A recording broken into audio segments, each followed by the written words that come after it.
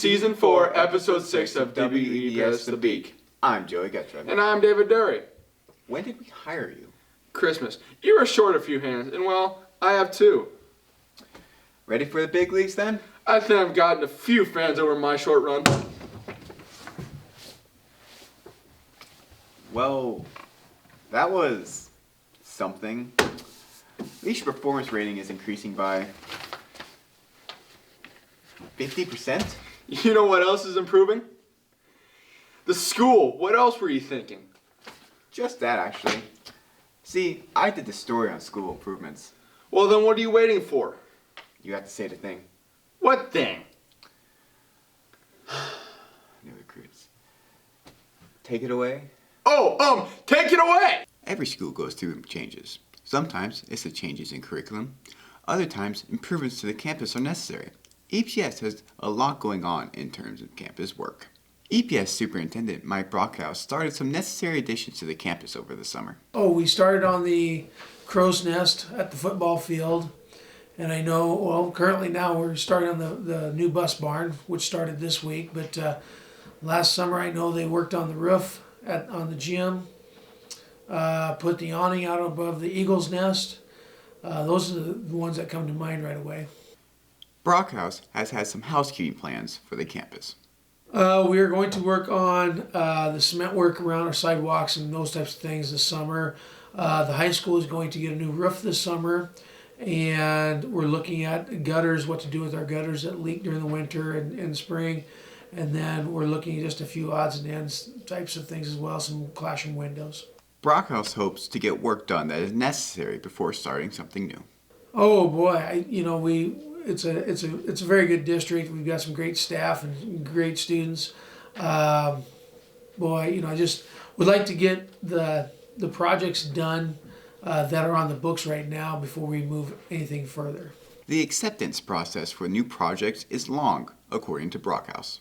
We need to bring it forward to the board, discuss it, the school board and the school members discuss it, what's the need and the cost, those types of things, and then you have to continue those discussions, and if they want to move forward with it, just to get an idea of the cost, bring in the vendors to look at bids to build or whatever you plan on doing, and then continue to discuss it and make a decision, yes or no.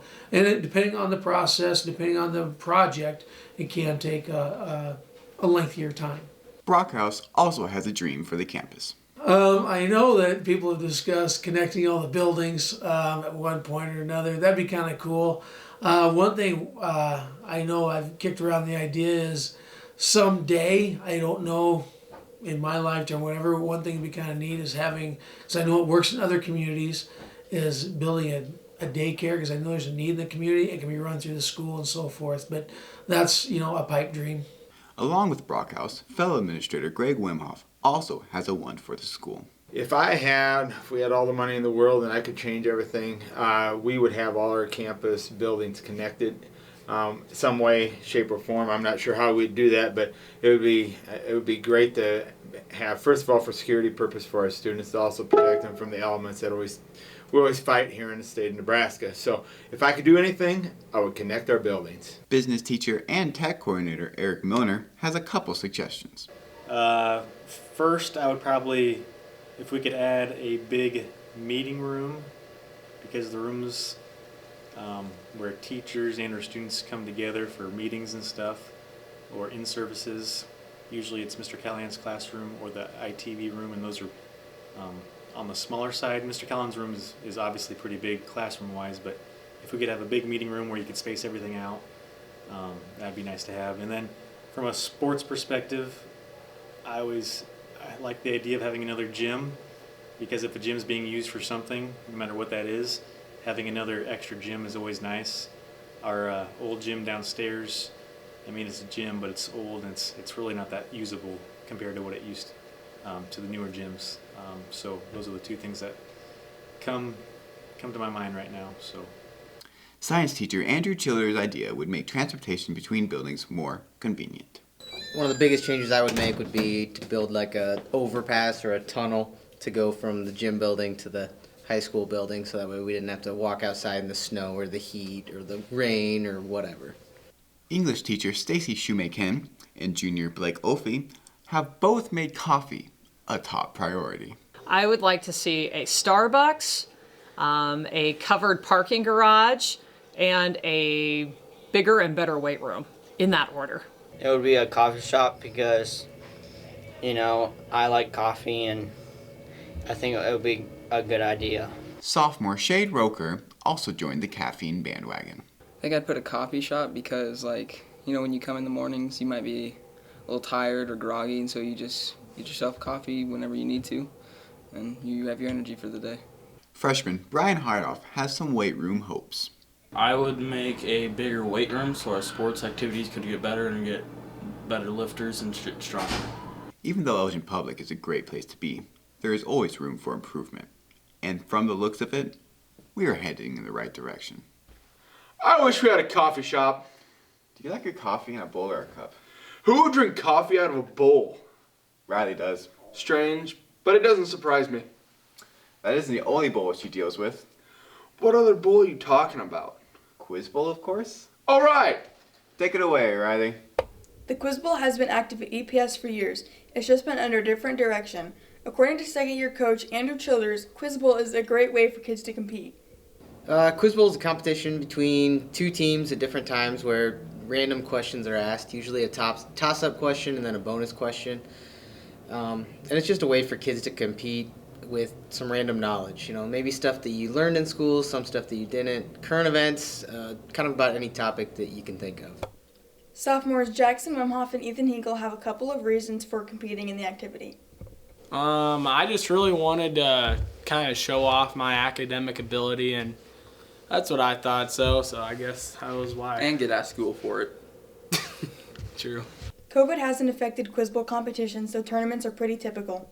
So in each round, there's 12 toss-up questions, which if you get that right, you get 5 points. And if you get a toss-up question right, you get to go to a bonus question, which is another round for 15 points, but you can talk with all of your teammates.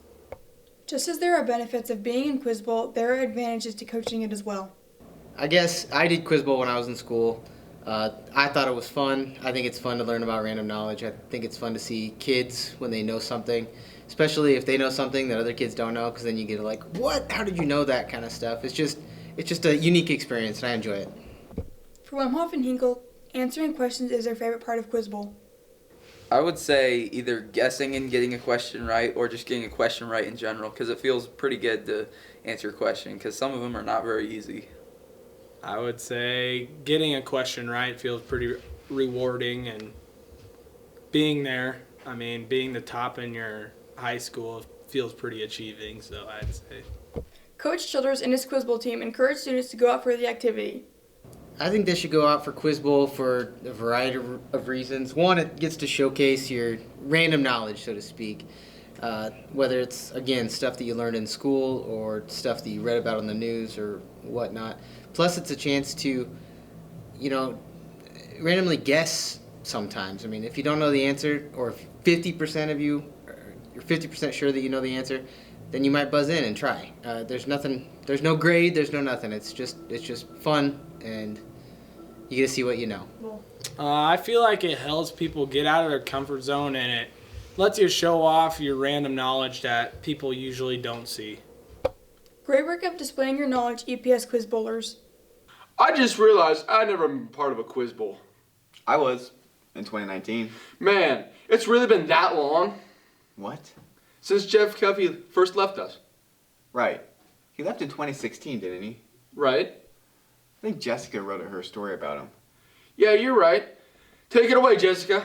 So far this year, we have featured some new faces to the EPS staff. This time, however, we are reintroducing a well-known face. Custodian Jeff Cuffey returned to EPS this year. Cuffey graduated from Pope John Catholic High School and went straight into the working force. His family consists of his mother, his stepfather, 4 half-brothers, and 4 stepchildren. Cuffey originally started working for Elgin Public back in 2013 and stayed until 2016.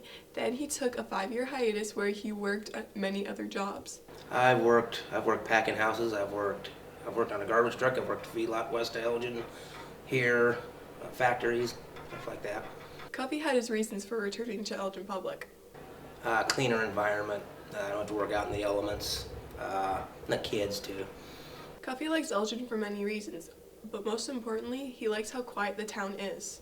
Pretty tight-knit community. Nothing really bad happens here, really, and I mean, it's just pretty quiet. When Cuffy is not working at school, he enjoys a few out-of-school activities. Watch TV, work around the yard, take walks. Welcome back, Mr. Cuffy. We are happy to see you back. I'm so glad Cuffy is back. What about you, Joey? Joey? Wait, where'd he go? Well, since Joey's graduating, he thought now would be a good time to hand over the reins and let you go it alone. Wait, what? He's gone, so it's all you, David. Oh, well in that case, here's me with the final story. At the beginning of the 2021 school year, there was a lot of questions. One was whether we'd even have sports. COVID-19 seemed like it have impacted nearly every part of school. Surprisingly, some good things came from it. As a result of the pandemic, many schools decided to live stream games and activities. While some schools went to Strive, Elgin Public decided to go to YouTube Live. Business teacher and tech coordinator Eric Milner, who was the brains of the operation, explained the benefits of the latter. First one was just price. YouTube is free. Now you do have to pay for some third-party software to make it work. So there is a little bit of a cost there, but that cost compared to Strive was a lot less. So ultimately, it came down to price. And I've talked to other schools too, and they like Strive, but they also really like their YouTube experience also. So it just seemed like YouTube was the way to go for us. According to Milner, some new equipment wasn't needed. The iPads that we use 2 iPads, which were already part of the schools, so we didn't have to buy any new iPads. We did have to buy an Ethernet adapter for one of the iPads, a couple camera stands, some software that allows us to live stream to YouTube. Those are the main purchases. Milner is currently responsible for live streaming games, but he says that can change. Right now, I'm responsible for live streams. The plan, and we haven't really talked too deep about it, but the plan is next year to hopefully get some students trained on it and then allow it to be kind of a student-ran type thing. And so the details are still not there, but that's kind of the plan, something student-oriented. Superintendent Mike Brockhouse feels like live streams are a positive addition and plans to keep them around. I think it's a very good idea. Many schools, if not all schools across the state and across the nation, have decided to do it because of the limited capacity in our gyms. So I think it's a good idea, so that way people can watch the games and watch the kids perform and do their, whether it's basketball or concerts and so forth, and wrestle, so that way they can see them perform.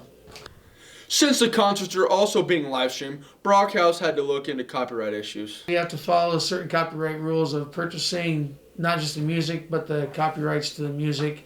And we went through that, and then there's a way of using YouTube and putting it on the website, but not just putting it out there to everybody for a limited amount of time. And so we were able to do some of those things at a very short amount of time because of the copyright rules and what it allows us to do.